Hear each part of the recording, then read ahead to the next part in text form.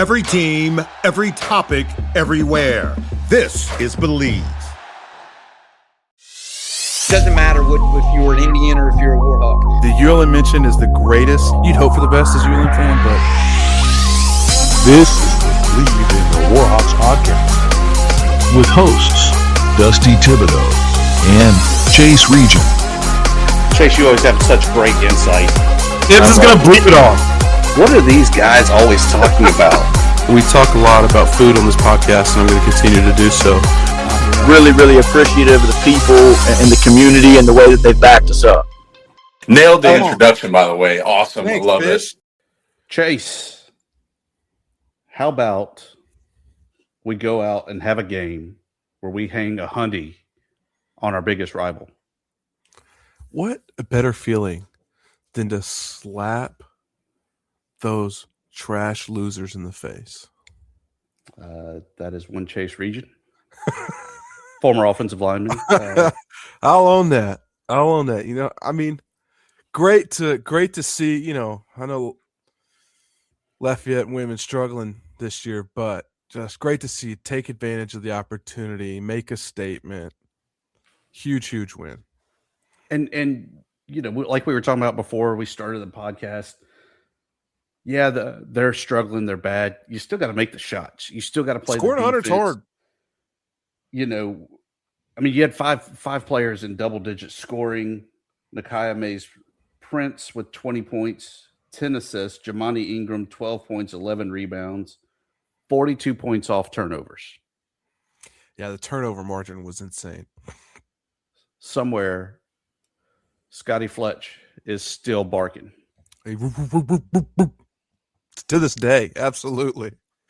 Still going. And then after a post from the president, you know, I like to forget that she graduated from that wretched school. And so to kind of denounce him a little bit was very nice. Very nice to see. And to say UL Lafayette, not slip up. I'm waiting for the day she slips up, Tibbs, because we're having an emergency podcast and I'm going in. If only she would come on the show. I would bring it up. You know. Oh wait, no, I'd be super kind. I'd make her look really great in any way I could. And that would be one hell of an edit job I'd have to do.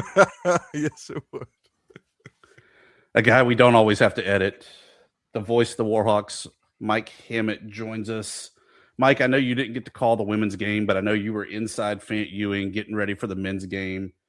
Was it as dominant being there in person as it was on the box score? It was insane. Just the third quarter in particular, to hear the reactions of the bench, like they were going crazy. Like you think that the lead had just changed hands and you look up and the lead had just hit 40. I mean, it was they were into that game. It was fun, and you're just hoping, and I know that may be one of the worst Cajun women's teams ever this year down there. I mean, they're having an awful season, but you're hoping maybe that's the switch for Scotty Fletcher's club. That, you know, offensively it's been a struggle. They hit 100 points like you guys talked about. I mean, you're hoping maybe that is what gets them going and gets them some more wins. And they're pretty good at home, and they got two tough ones, JMU and I believe Marshall later this week. So we're going to learn how they are against two really good teams coming up this week. And that win was needed also because, A, you got to protect the home court. You got to beat the teams you're supposed to beat. But more importantly, it snapped a 2-game losing streak. And really, I thought that they had Troy at home. They did fall 86-80 in it, but they gave them everything they could in there. That game was the Shavers game, 10 points, 10 rebounds for her double-double. I mean, it was a much-needed win, but now we got to flush it, forget it, and get ready for, as you said, two big games again with Marshall and JMU coming in town. Yeah, it's nice to get a win, get back on the right track, but you mentioned Troy. I mean, I feel like ULM, the way that Scotty Fletcher plays and the way that I know that Shonda Rigby and Troy plays, they're almost mirror images of each other because it's that tough in-your-face defense. It's all about the rebounding, and you know, that was a fun game. Unfortunately, didn't go ULM's way, but I think they match up pretty well with a team like that. So it's going to be interesting to see when they play again in Troy coming up. But that was interesting. But you get back on track and now, get tested again. JMU has really been strong on both sides in basketball. I know their men are down a bit this year for their standards for sure. And, Marshall has just kept on rolling even after they lost their coach a couple years ago to Tennessee. They just keep on rolling. So going to be a couple of fun ones at Fant this week. Mike, this women's team, they're middle of the road, 8-9, middle of the road in the Sun Belt. Really, I know kind of not really towards the bottom, but we'll continue with middle of the road. And I trust your opinion a lot more than mine. Do you think that they can? Do you think they're better than their current standing, or do you think that's right at kind of where they will be through the year and maybe make some things happen late? What's your take this far on this team? I think folks are a little surprised it's 8-9 right now, especially the way they started the year. You consider opening 4-0, one of those wins being over Louisiana Tech, and thought that maybe they were onto something. And then you go on the road, you play those 4 Power 4 teams. I mean, that kind of balances it out the other way. But I think they're starting to figure it out. I think they're starting to get it going. Just it's a lot of veteran players, as you've seen. I mean, he went out and got pretty much everybody's in their last year of eligibility for the most part on this team. It's going to be a new team again next year. So I think it's just taken them a while to gel. I think it's taken them a while to figure out who's supposed to lead the team in scoring, who's supposed to handle this role or that role. I think they're getting there. I think they're going to be a team that nobody wants to see in Pensacola. So that's, I think, a good thing. I don't think they've peaked yet. I think they're headed that direction. Certainly when you hang 102 points on the board, that helps the confidence on the offensive end, which is where they need some confidence right now. Plus they put up 80 against Troy. So, I think they're starting to come along on that end of the floor. So we'll see. 8-9 is probably about where they deserve to be right now, all things considered, but I don't think that's the ceiling. I think they can get over 500 and go. But it's going to be rugged here this next little stretch, of course, when you consider JMU, Marshall. Then you got to go on the road to Old Dominion and App State, that's not going to be a fun road trip when you got to fly to Norfolk and then bus all the way to Boone, which I get they're one state apart, but that's a long bus ride between Norfolk and Boone. So, and then get back and have to take a flight to Buffalo for the MAC Challenge. So they've got their challenges ahead, but I think this team is starting to get built to the point that they're ready for that. So we'll see how it unfolds. Poor Josh McGee. Josh is getting a baptism this year for sure, and especially coming up. As much as they're going to be on the road, it's let's see, after this homestand concludes, looking at it, that is 6 out of 7. Sorry if you've got any middle schoolers listening, on the road coming up here for Warhawk women's basketball. He loves it. That's why I do this, man. He loves it, Mike. Here's the question I have for you, though, Mike, because I know you're just as much of a road warrior. What is your current Marriott or Hilton status level? I haven't been doing it right. This is my 8th year here at ULM. You would think I'd be like Diamond or whatever elite. I didn't do it right the first few years, and now I finally have figured it out. Okay. So now I'll be gold with Hilton by the end of basketball. So before the end of basketball, actually. And then the others are getting there, but Hilton, we stay at more Hiltons than anything else. So that one gets a little bit more, which is nice. I mean, it helps. So it makes it a little better when, we go on a little family vacation in the summer. That's for sure. Yeah. When I was at a large telco unnamed company there in Monroe, when I left, I think I still had about 4 years of hotel points that when I finally had to start paying for a hotel, I was like, this sucks because this is expensive. Yeah, that's not fun. But the nice thing is, the wife and I have figured it out because she started to travel a lot more for her work. So we get it all going on the one account. So that helps. It helps. I'm sure that violates some kind of terms and services there, Mike. So I didn't mean to get you in trouble there with it. Always trying to figure out the way around things. So, it's like sharing a login for cable, right? So, something like that. But I know nothing what you are speaking about, but Chase, if you'll drop those credentials in the chat there, I'd appreciate it. Mike, on TV this year. Yeah, on the men's side, is it really as bad and bleak as what it looks like? Knowing that they have only one D1 win, they've had some close calls. The double overtime loss there against South Alabama, a 5-point loss to Texas State, 6-point loss to the Cajuns. I mean, fairly respectable in the bigger picture of it.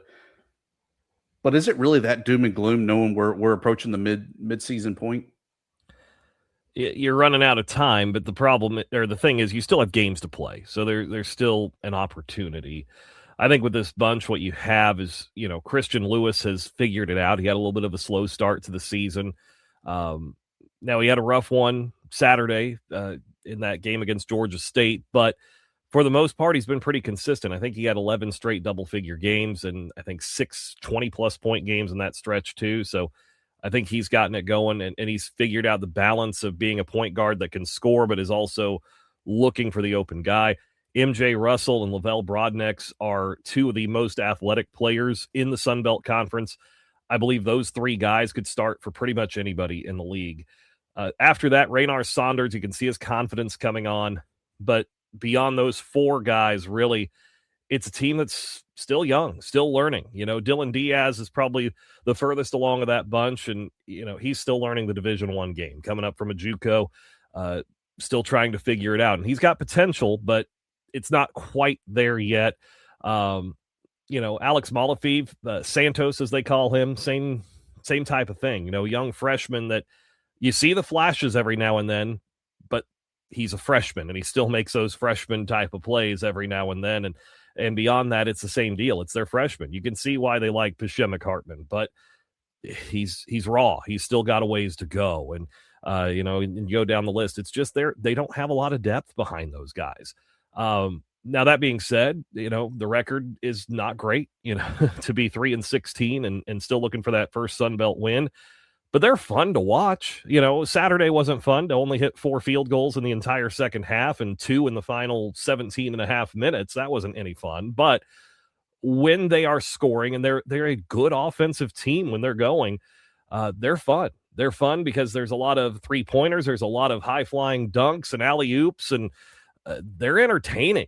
The problem has been they've struggled to stop anybody because of the lack of size, the physicality. They've struggled rebounding until the last couple of games. They beat Southern Miss on the glass a week ago Saturday. They lost only by 1 on the glass to Georgia State. So picking it up there, I mean, you can see it coming along, but at the same time, there's still games to play, still time to figure it out. But you're right, we're coming down to the end of January. At some point, you either got to get it or it's not going to happen. And so talk about the women being in a rugged stretch. This here for the men, you speak of the hotel miles. Now I get my frequent flyer miles going, my Delta Sky miles going here because you got to go play Marshall and App State. You come home for a couple, then you got to go play Old Dominion out on the road. And then you've got that Arkansas State, Texas State road swing too, that we're going to fly from Memphis to Austin in that one. But man, it's not going to be easy. This league is wide open. You've seen the balance. There's everybody in the league has at least 2 conference wins except for ULM, and everybody except ULM and JMU has at least 3 conference wins. So weird to see JMU down there in that part of the standings, but there's a lot of work that can be done. I think this team could still be one that nobody wants to see in Pensacola, but there's a lot of work to do for those young guys. Somebody's got to come along, whether it's Dylan Diaz, the light goes on of this is how I need to play at D1, or Alex Malafeev, who missed yesterday's game with that injury, or a little finger injury that's minor. He should be okay to go. But I mean, you got to have somebody else figure it out. You got to add some depth, and hopefully they're able to get it going. They're a fun team. They are a fun team, but they have got to find a way to add a little more to what those top 3, top 4 guys, especially the way Raynars has been playing the last couple of games. They got to find somebody else to go with them.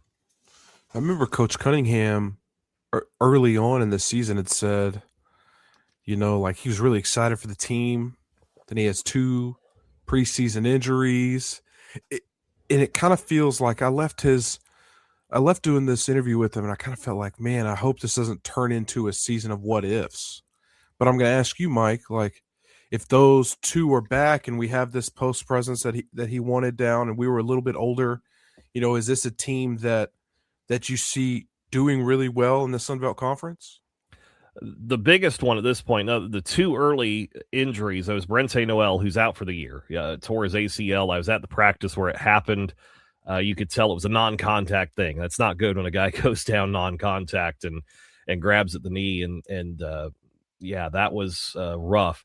Brente, from what I understand, I believe I've heard he's the highest paid NIL guy on the roster. So your money you put there, and you get 0 minutes out of him on the season. That's rough. That's rough. And they really believed he was going to be, top 3 center in the league. And I got to believe Coach at this point, because he felt the same way about Christian Lewis at point guard. He felt the same way about MJ. And Lavelle was the other injury early, and they missed him a few games, and it took Lavelle a few games to get going.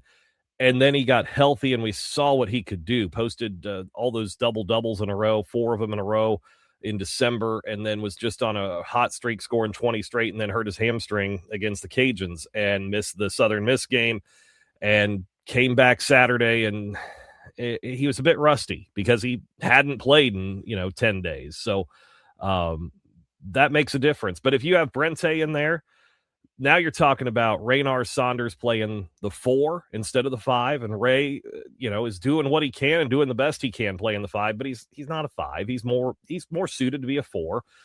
You're talking about then Lavelle being your 3, MJ Russell being your shooting guard, Christian Lewis being your point guard. That's a pretty good team. That's a pretty good starting 5 right there. And then you're talking about Dylan Diaz being a great shooter coming off the bench. Alex Malafeev can learn a little more on the bench, and maybe he continues to progress.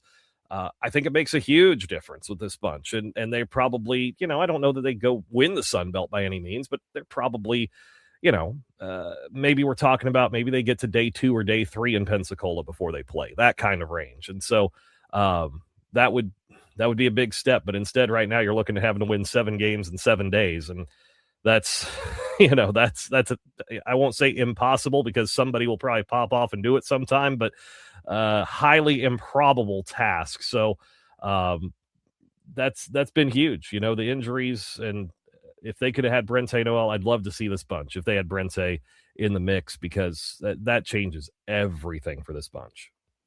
Mike, can you explain? I got a dumb question. Can you explain how the basketball Sun Belt Conference tournament works? So the stair steps of death, if you will, or as the commish called it, the stairway to heaven. Stairway to heaven. I think it's the stair steps of death or something. The Stairmageddon, which is borrowed from my favorite sitcom, The Office. That you've got 4 teams will play on the first day. That would be your bottom 4 teams in the standings. So that'd be 11, 12, 13, and 14 in the conference standings will all play day 1.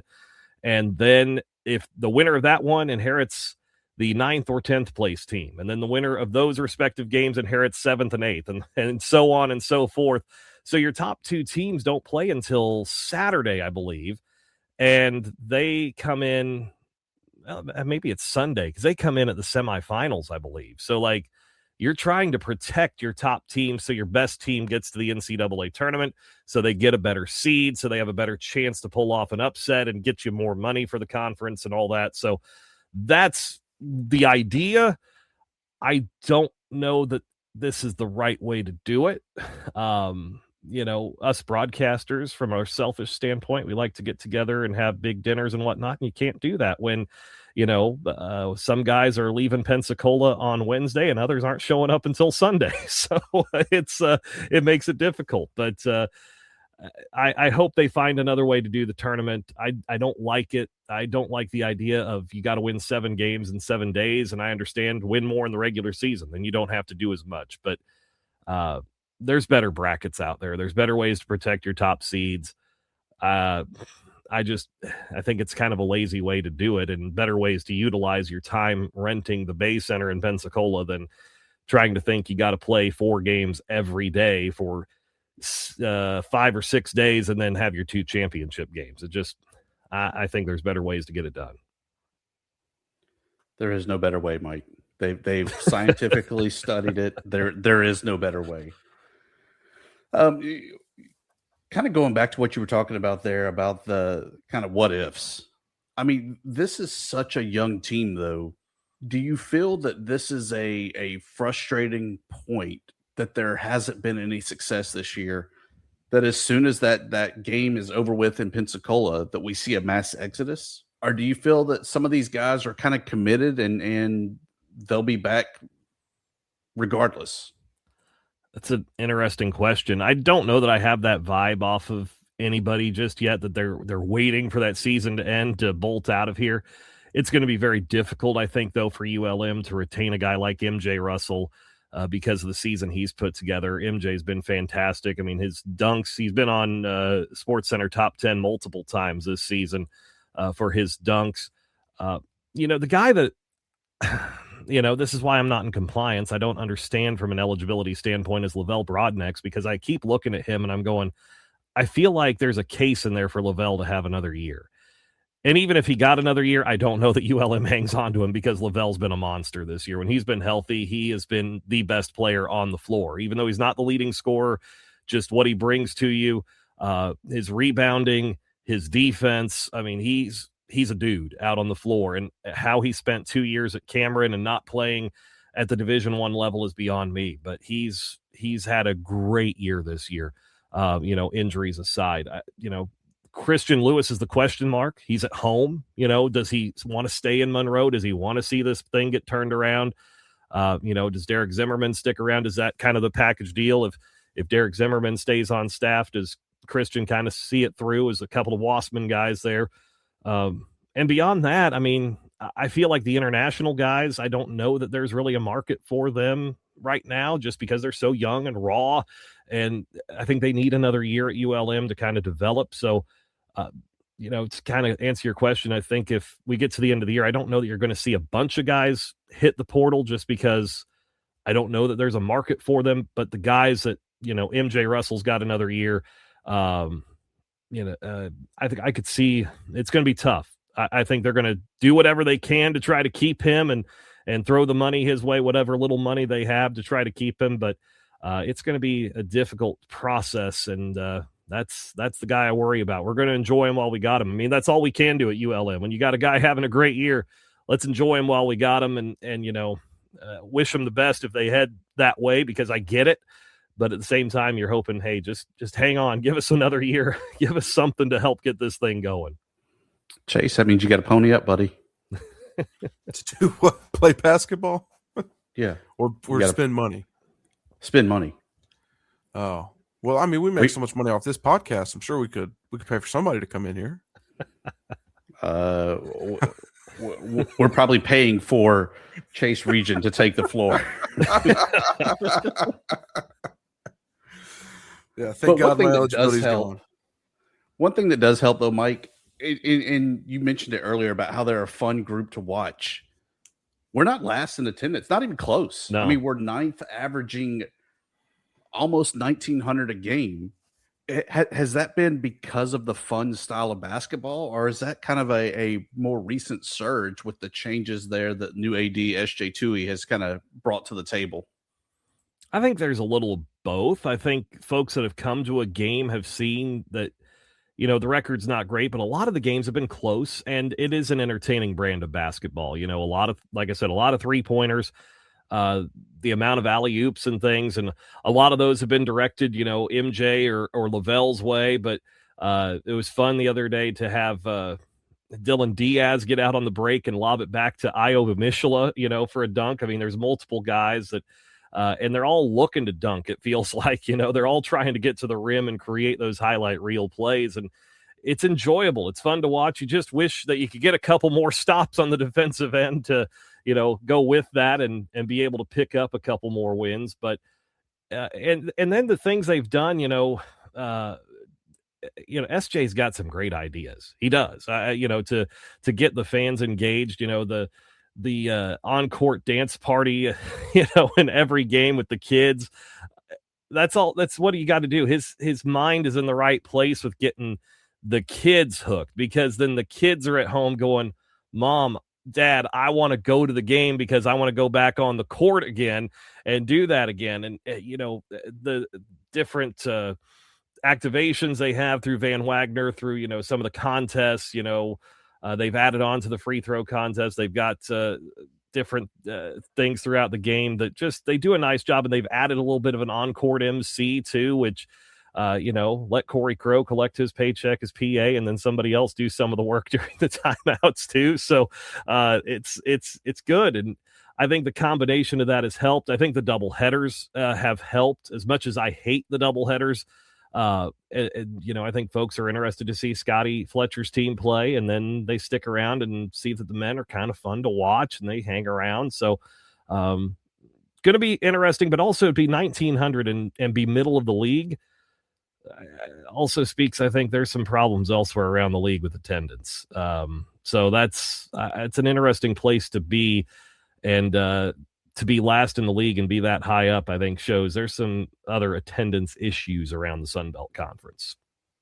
Absolutely crazy to me that the average home attendance for Old Dominion, 36,000. Old Dominion, and I love the East venues we go to play in this year. JMU is that way too. JMU always has great crowds. We don't go to JMU, but we go to Marshall. Marshall is always outstanding. And part of what they've done at the Cam Henderson Center is they tarped off the upper levels and they force everybody to sit down lower. And I know we did that at Fant at one time. I arrived, I think, the last year of the tarps in Fant. But I think it's something you got to look at again, because when people come in, force them to sit down closer and make it louder and make it a little more full in the lower level. But ODU and JMU have essentially miniature NBA arenas. Like they are very nice venues, two of the best in the league, and they do a nice job of engaging the fans, and the people love it. Like in Norfolk, Virginia, what else is there to do? And this is not a slap at Norfolk by any means, but what else is there to do in the winter months? And they have a strong tradition in basketball too. That helps them. So I'm looking forward to going to Norfolk and going and seeing that.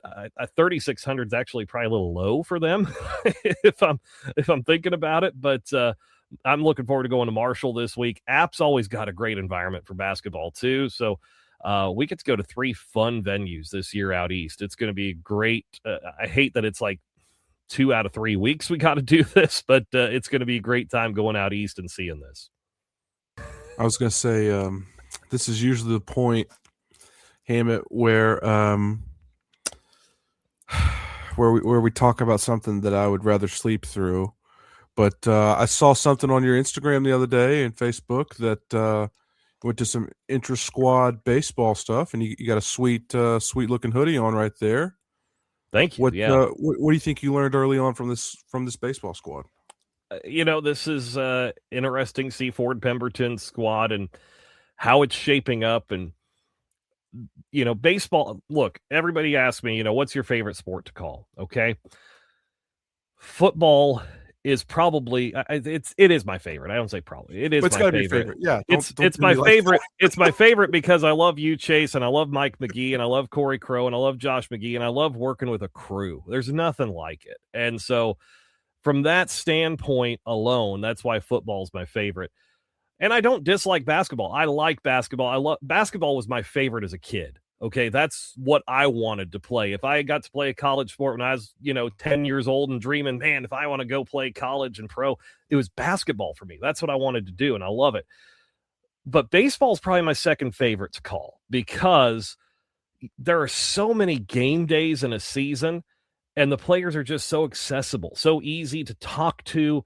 I look forward to being around those guys. They're fun to be around. And so I showed up for practice one day last week before the inter squad, and I'm walking in and the players are kind of trickling in, coming from class. I happened to walk in at the same time as Jake Haggard, which Jake is in his 4th season here at ULM, which is rare to say, it feels like, in any sport anymore, but Jake is back for a 4th season. And he stopped on his way in. He saw me walking up, and he stopped and waited for me to shake my hand and talk to me and just, glad to see me again after another off season and all that. And, Jake's one of those guys. Cade DuPont's another one of those guys. Bryce Blazer, I know you guys love Bryce. They're all that way, and I'm looking forward to getting to know the new guys, but so excited that one of the first things Ford Pemberton did was reach out to the guys that were in the portal and try to re-recruit them and bring them back. And he did a great job bringing a lot of guys back, bringing the guys he wanted back. It felt like, it started off with the hitters, of course, because Coach Pemberton's an offensive guy. So those were kind of the first ones. And then you got some of the pitchers to commit to come back, like Aiden Haynes, Justin Robinson, trying to think through off the top of my head here. Adam Tubbs is back for another year. They've got some talent that they brought back on the mound too, which was good to see. So the first intra-squad, though, I got to watch the whole thing. The first thing that jumped out at me, though, first, I preface this, though, I can never tell in inter-squads whether it's bad pitching or good hitting, but it looks like this team has some pop that it hasn't had in a little while.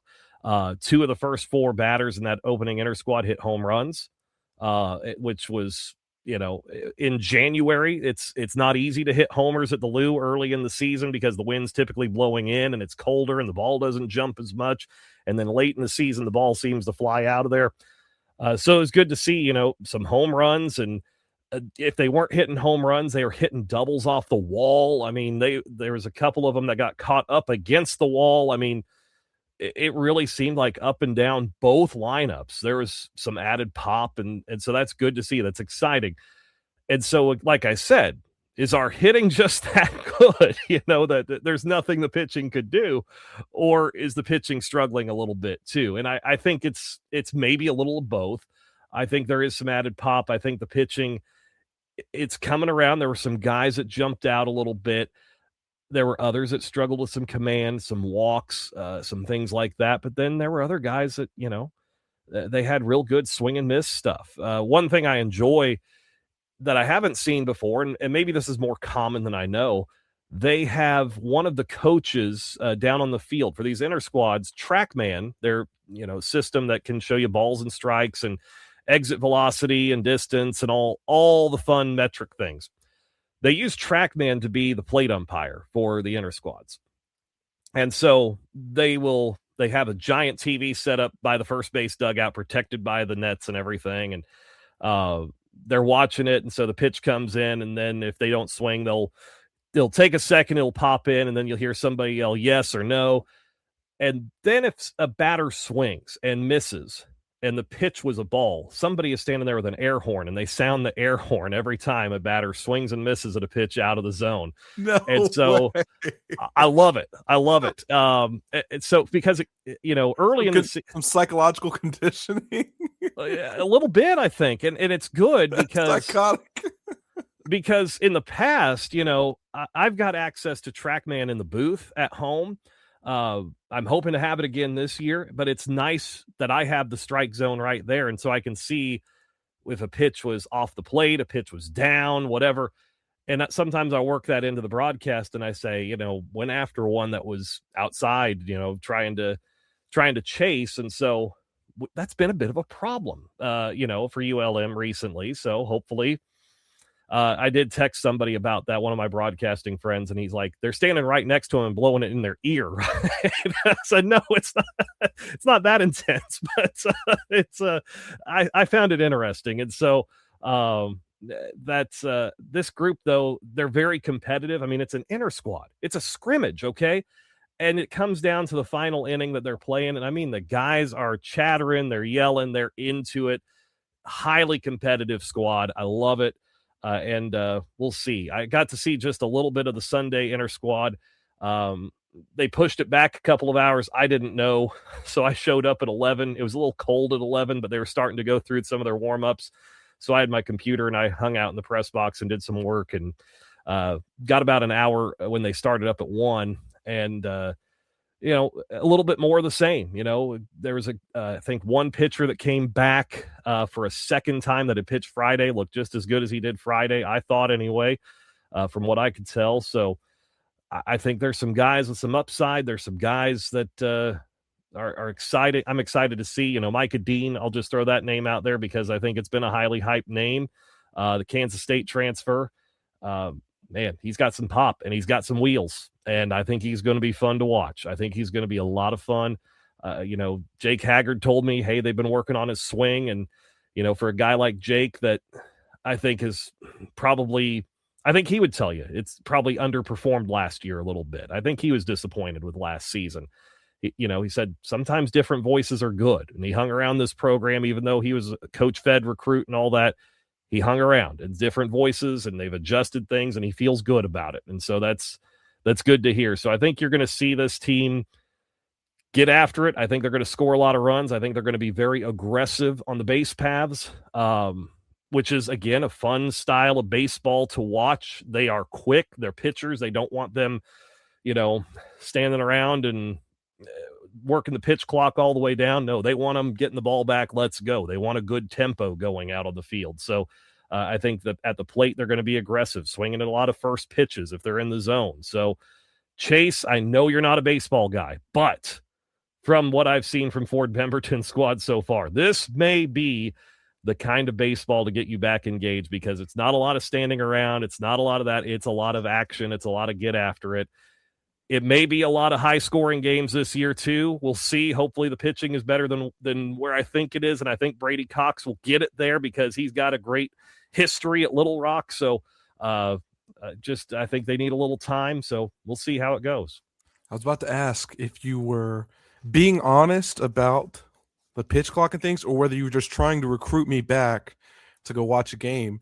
Because, Mike, if I go watch a game, I've got to sit right next to you the entire time because there's no way I could do this. And I don't know what that press box looks like, but I assume in my head it's you and I shoulder to shoulder. No, with Corey Crow on the other shoulder, and it's a little sweaty in there. And we're sitting there for like 4 hours watching this game. Mike has his own broom closet. Well, I got more than a broom closet. My room is probably, out of the separate individual booths in the press box, it's the biggest room. I've got the biggest room up there. And so I've got room that, so I'd love to sit there. You could easily sit. We only got seats for 3, but we can find more chairs. You could probably fit 5 in there in my room pretty comfortably. But it's, sweaty. Okay, we've been telling them for years the AC doesn't work. And so then when Physical Plant comes and checks it out, they come and check it out on a random Tuesday at 8 a.m. when nobody's been up there for a couple of days, and it's cool in the morning. And so it cooled down and caught up. But yeah, the AC doesn't work up there. So it's by, the late season in May, it's a little toasty. It's a little rough, but and Corey's in his own separate room down the hall, and, we're not all on top of each other. It's maybe it's a dream. Maybe it's a fantasy. Who knows? I just know that that's what I've always thought that was going to look like. No, we got room. I love some baseball, but air horns, I'm down. Air horns. I'm down. Now, that obviously won't be in a game, but that'd be pretty cool if it was. I will find a way to have some kind of a sponsorship deal where we have air horns. It'll end horribly. It's the number one band thing. I'm all down for it. No, it'll be great. I'm looking forward to it. It's like I told Coach Pemberton, it's like I need to get out there and just get around the guys because there's a lot of new faces this year too, and I'm just excited to get to know all of them. And and I did go out 3 times in the last week, but I sat in the press box all 3 times. The first time was I got some work to do, but I'll sit here and kind of watch stuff. And then the last 2 were inter squads. It didn't feel appropriate. Today, I was there early enough to go hang around at BP, but it was also like 40 degrees with a north wind. And no, I'm not going to go stand down there for BP. So I'll wait and go see those guys next time they got an inter squad and it's maybe in the 50s or 60s. I'll go down and start, meeting folks. I did see also that they had, I guess, kind of the warm up or BP jerseys. It just had Monroe on it. Yeah. I kind of like it, embracing the community.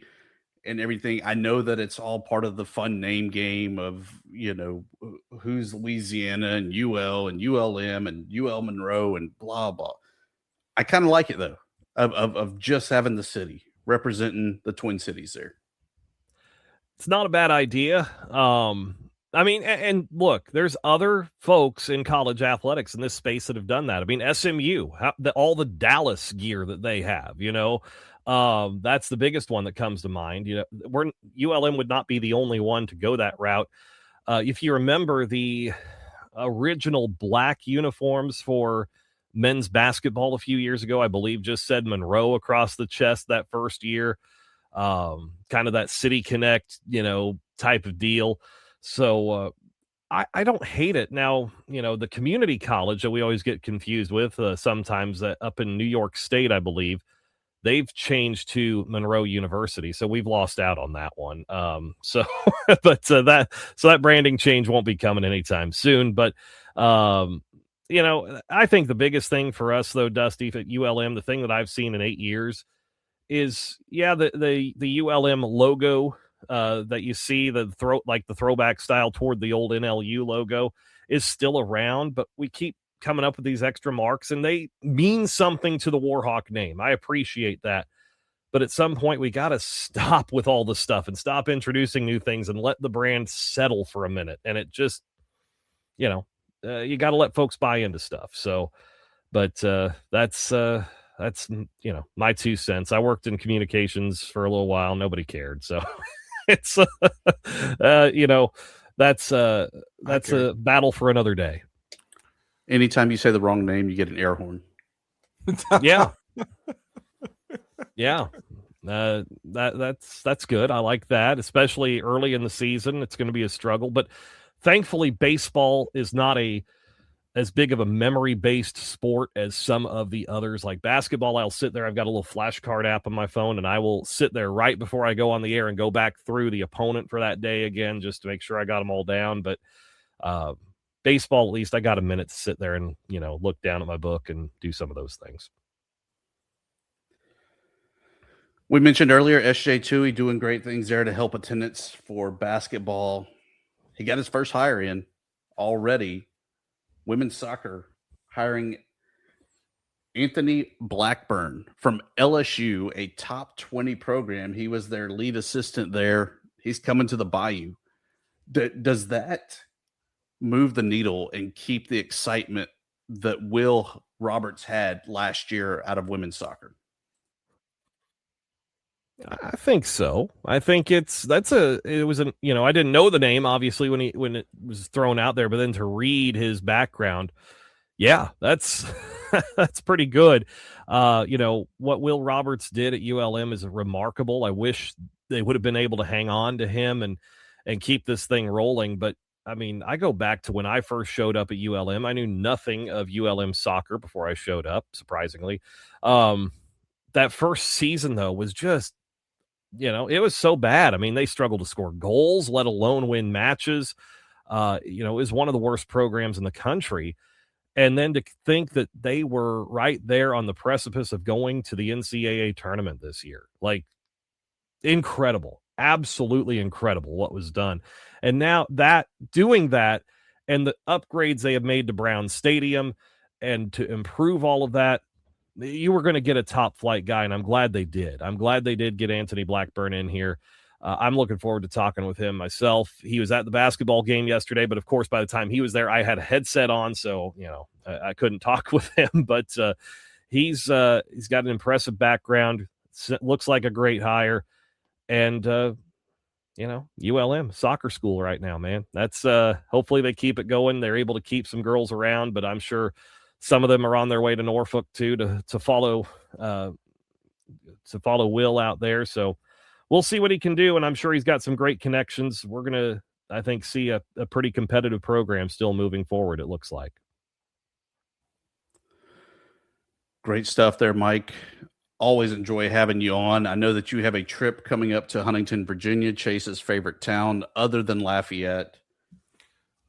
Have you started practicing West Virginia? Have you started practicing your tutor's order yet? Well, it's the Thundering Herd, I believe. That's just the sausage, egg, and cheese. I believe that's what that one's called. And I think it has a hash brown on it too. But I don't know that I'll get to Tudor's. But I get to go to Huntington twice in the next 4 months. Baseball goes there too. So and I get to go to Boone twice, which I'm thrilled about cool. that. Boone's my favorite spot in the Sun Belt. So Huntington is a stain on this earth, but Boone is pretty cool.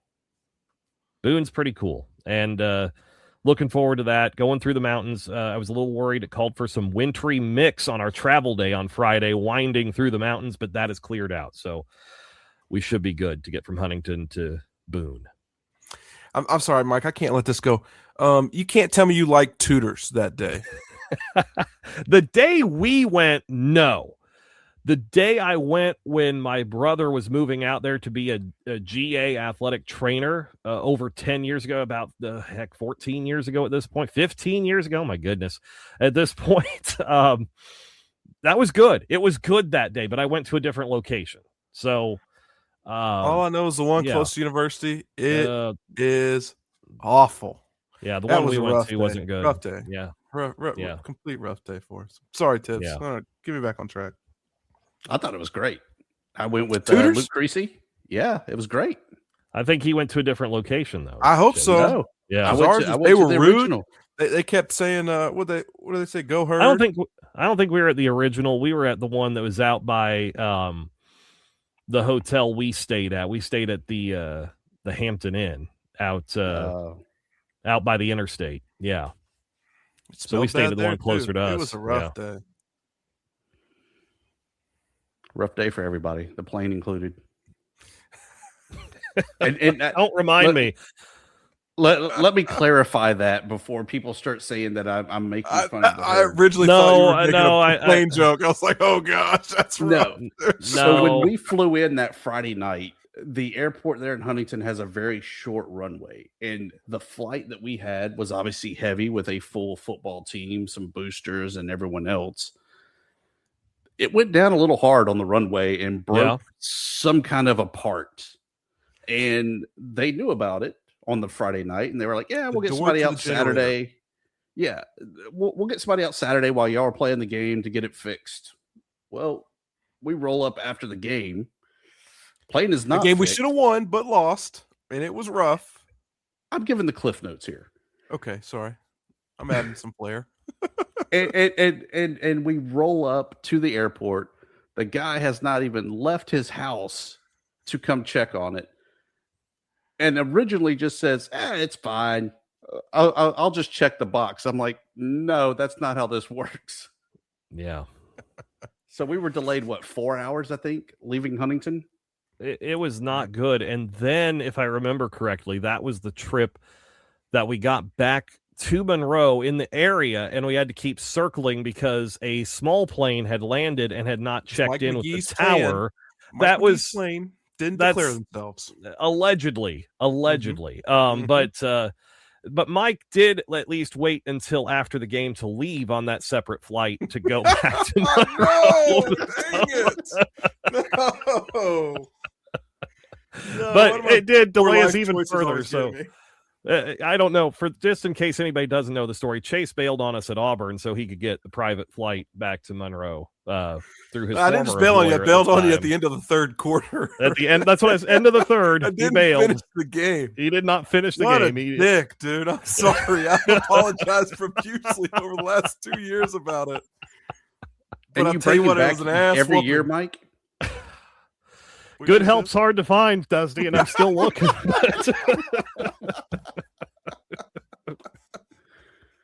Oh, jeez. That's hilarious.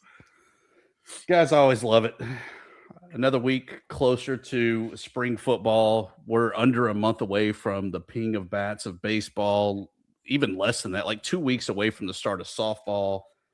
It's the best time of year, Chase. I don't care what you say. I think they call this dead time because it's like the worst time of year besides NFL playoffs. Go Cowboys. How'd that work out for you? Same way bowl season worked out for me, Tips.